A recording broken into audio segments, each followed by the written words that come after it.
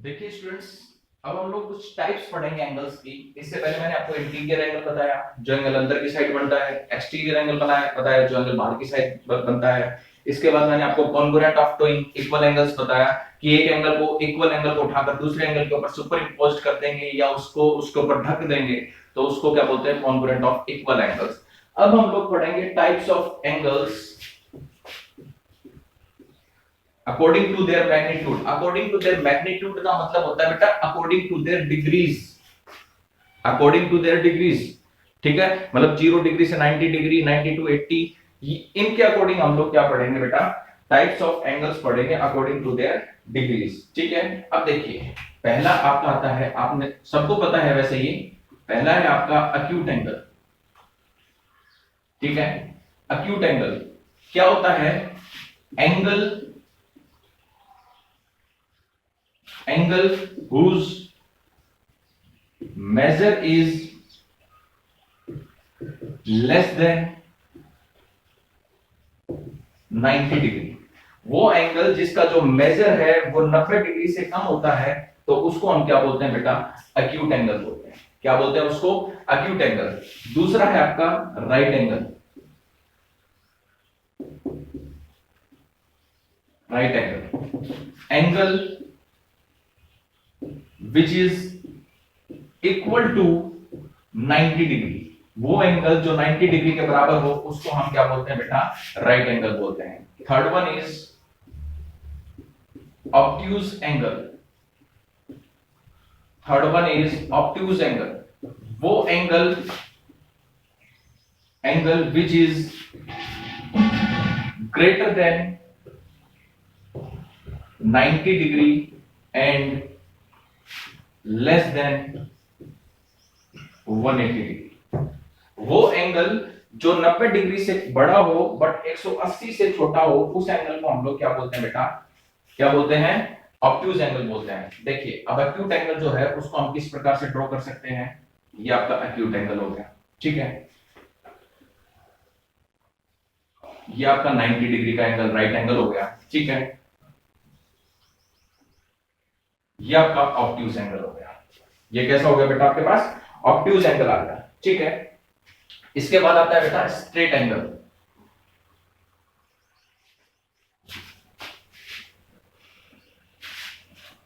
देखिए, इसके बाद आता है आपके पास straight angle. Straight angle, straight angle. Straight angle का मतलब क्या होता है बेटा? The angle which is equal to 180 degree, उसको हम क्या बोलते हैं बेटा? स्ट्रेट एंगल बोलते हैं, ठीक है? जैसे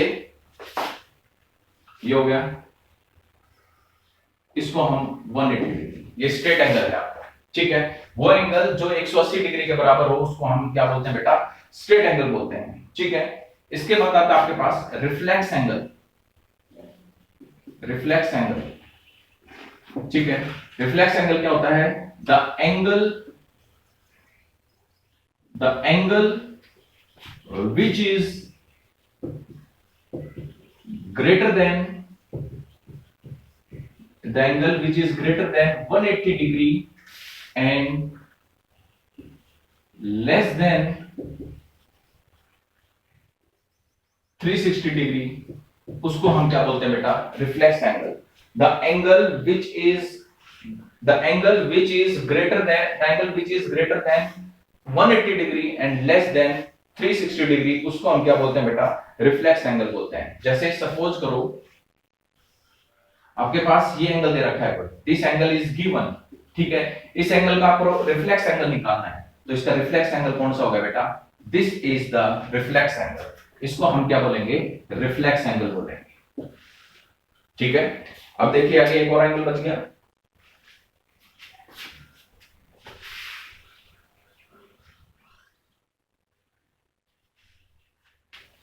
देखिए, इसके बाद आता है बेटा कंप्लीट एंगल।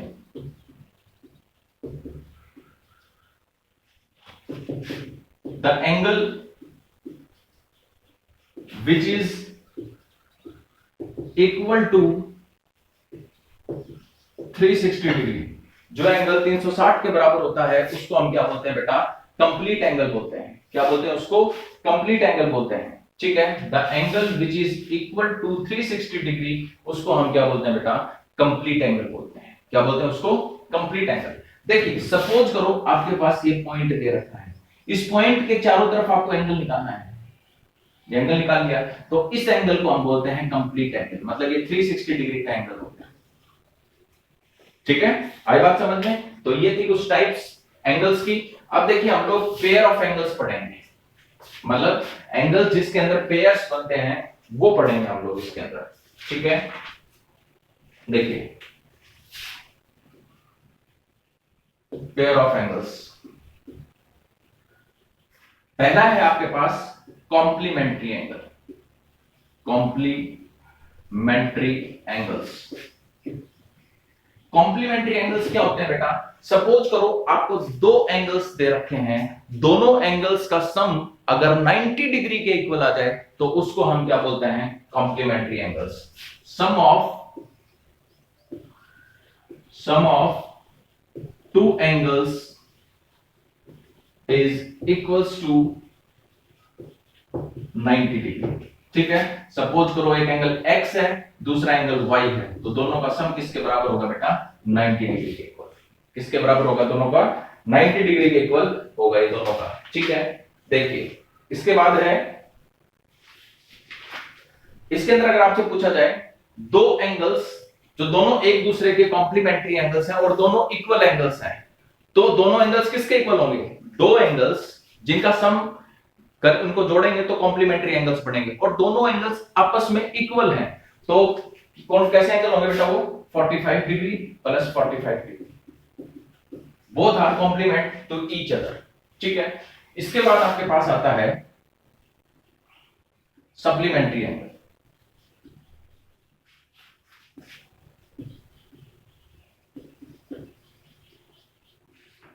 ठीक है, अब इसके अंदर एक बार कॉम्प्लीमेंट्री बता देता हूं। अगर आपसे ये पूछा जाए कि दो कॉम्प्लीमेंट्री एंगल्स है, तो जब आपको क्वेश्चन निकालना हो तो एक एंगल को x मान लेना और दूसरे एंगल को हमेशा 90 माइनस x मानना। कॉम्प्लीमेंट्री एंगल के लिए एक एंगल को x मान रहे हो तो दूसरे को 90 माइनस x मानना। इसके बाद आता है सप्लीमेंट्री एंगल, तो इसके अंदर हो गया बेटा sum of two angles is 180 degree, मतलब जो दो एंगल्स आपको दे रखे हैं उनका सम किसके बराबर होता है बेटा, 180 डिग्री के इक्वल होता है, उनको हम लोग क्या बोलते हैं बेटा, सप्लीमेंट्री एंगल्स। जैसे सपोज करो एक एंगल x दे रखा है और एक एंगल आपको y दे रखा है, तो दोनों का सम किसके इक्वल होगा, 180 डिग्री। इन दोनों के ऊपर क्वेश्चंस है कॉम्प्लीमेंट्री एंगल्स और सप्लीमेंट्री एंगल्स के ऊपर। ठीक है, अब देखिए अगला मैं आपको बताता हूं एडजेसेंट एंगल्स के बारे में। ध्यान से देखिए, जो ये जितनी भी आपको बता रहा हूं ये इसकी बेसिक्स हैं, सारी थ्योरी है जो आपको पता होनी चाहिए। ठीक है, देखिए एडजेसेंट एंगल्स,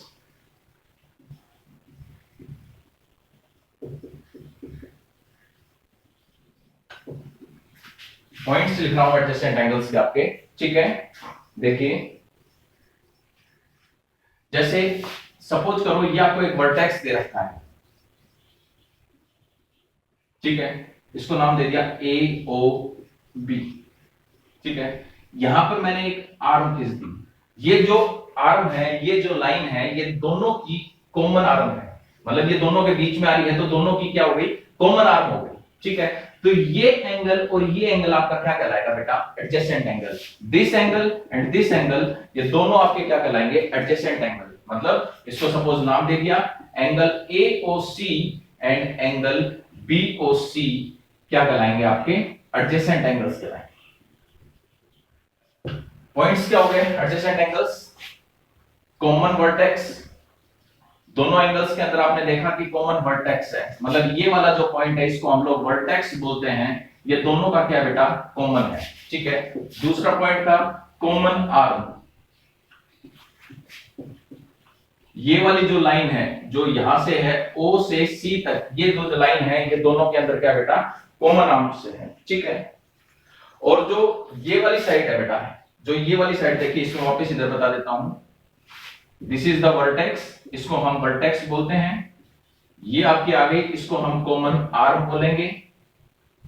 ठीक है, इनको हम बोलते हैं नॉन कॉमन आर्म्स। ठीक है, तो क्या हो गया, ये आपका ए हो गया, ये ओ, ये बी और ये सी। ठीक है, अब देखिए ये एंगल है ए ओ सी, ये एंगल और ये एंगल, वो दो एंगल जो कॉमन आर्म के एक इस साइड बने और एक इस साइड, आइदर साइड। ठीक है, एक इस साइड बना और एक इस साइड बन रहा है, तो उसको हम क्या बोलते हैं बेटा, एडजेसेंट एंगल्स बोलते हैं। क्या बोलते हैं उनको, एडजेसेंट एंगल्स बोलते हैं। ठीक है, और देखिए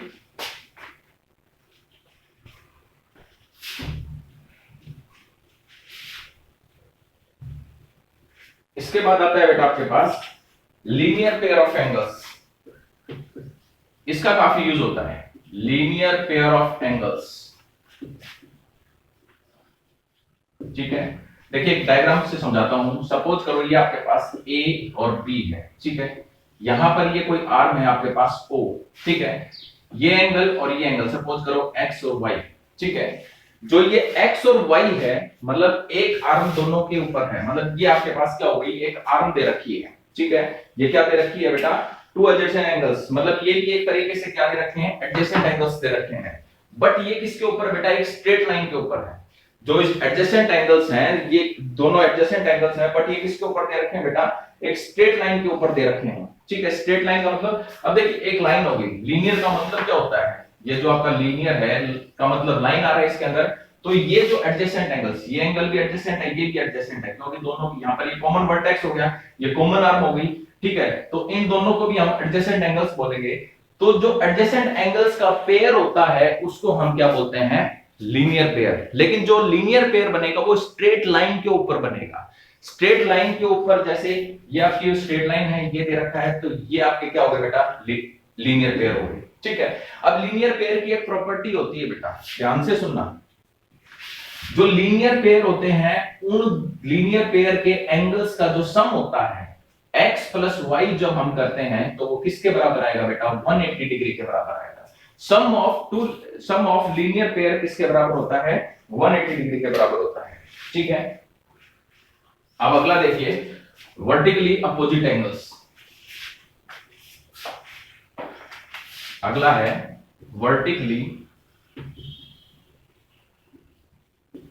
अपोजिट एंगल्स।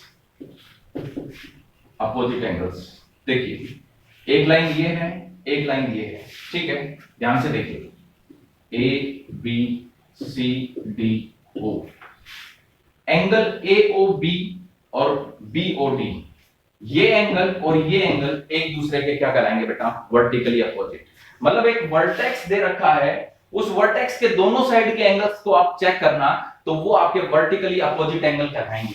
ये एंगल और ये एंगल, ये दोनों एक दूसरे के अपोजिट हैं, तो इनको हम क्या बोलते हैं बेटा, वर्टिकली अपोजिट एंगल्स। क्या बोलते हैं इनको हम लोग, वर्टिकली अपोजिट एंगल्स।